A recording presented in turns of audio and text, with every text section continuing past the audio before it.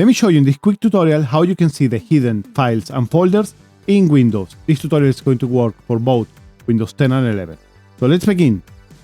You want to right-click into the Start button or open your File Explorer anywhere that you can.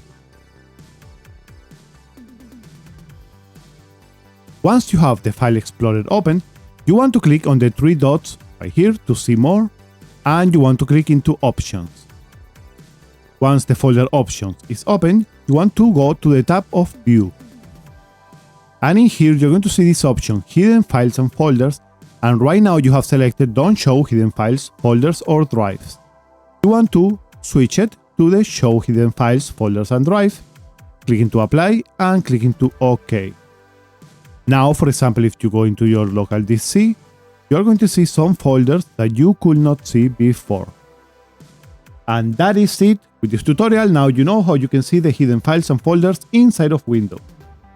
Guys, if you enjoy content like this one, don't forget to drop a like and subscribe to the channel for more tech tutorials, reviews and a lot of stuff.